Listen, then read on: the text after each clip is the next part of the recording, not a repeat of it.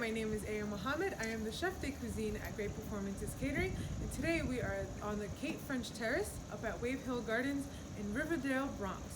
Welcome. Today we are making a honey nut thyme seed brittle, and we are using our wonderful Wave Hill honey from the apiary here on the gardens, and we are going to go ahead and get started. So first we're about to take 1.5 cups of our wonderful Wave Hill honey, and we're going to put it in our sauce pot right here to get nice and warm and bubbly. So this is a great alternative to a regular sugar brittle where it'll be super sweet. We're just going to use our natural resources here. Adding this honey in, we want it to come to a nice boil, like almost like you would a caramel. And so while that is going to come to a simmer, I have an empty mixing bowl right here, and we're going to take, I have sunflower seeds today.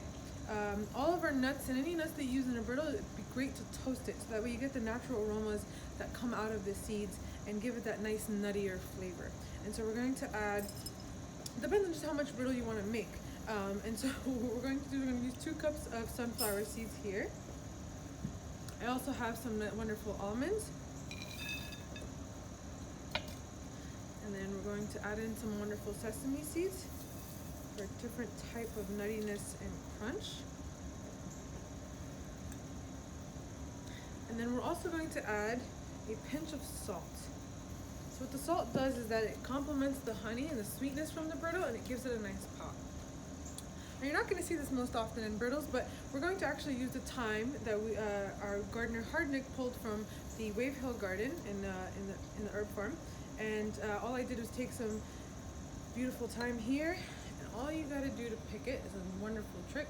You're going to take a stem, single stem preferably, and you're going to start from the tippy top, and right over your bowl you're going to pull all the way down, and you're going to get all of your little leaves as so, and that way you have less stems. That way you don't have to chop it, and you don't have the bitterness from the stalks. And so you're going to add about a tablespoon of the thyme in there. And so what we're going to do is we're just going to mix this all together. Make sure it's nicely done. And you can use any types of nuts that you have in your pantry. It's perfectly fine. And just make sure that you toast them. That way you get that beautiful aroma out of them. All right, so we have that nice and mixed. You can definitely substitute the thyme with rosemary. I wouldn't suggest any other softer herbs, but you could definitely use rosemary or sage even to replace this.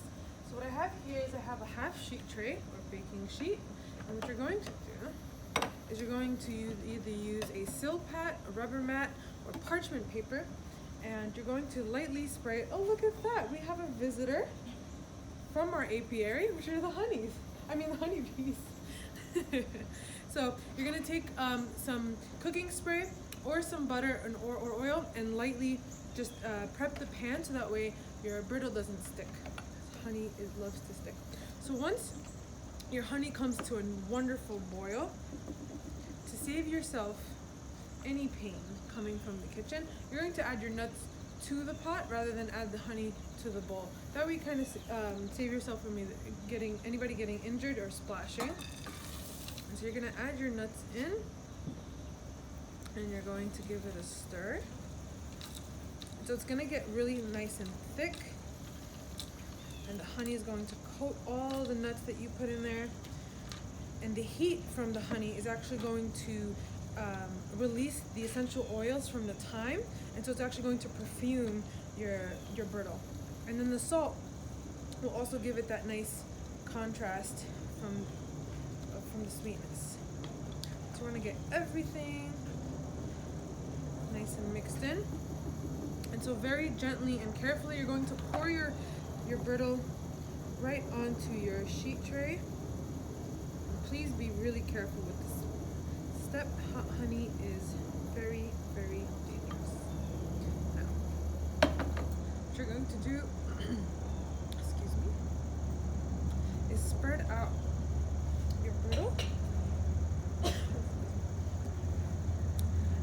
spread it out nice and evenly across your pan. And you have two options. You can let this cool and let the honey actually set, or you can pop it in the oven for another 10 to 15 minutes and let the sugars caramelize some more. And then you can let it cool for another 10 to 15 minutes. And that way you can ensure you'll have like a really hard brittle. You're just gonna spread this out nice and thin.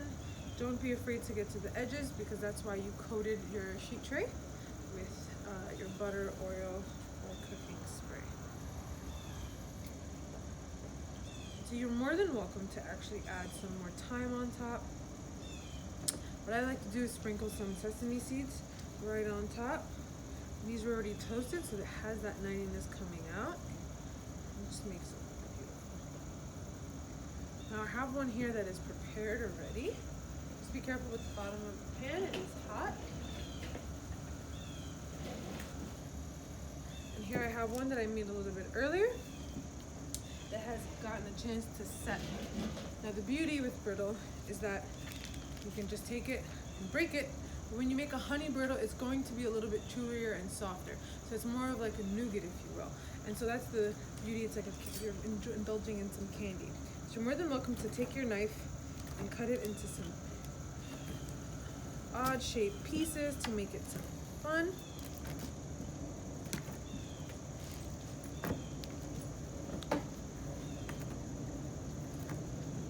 And you're more than welcome to add dried fruit to this, such as dried apricots, some dates, and that'll make it like a nice hearty health bar, and it can definitely be flavorful.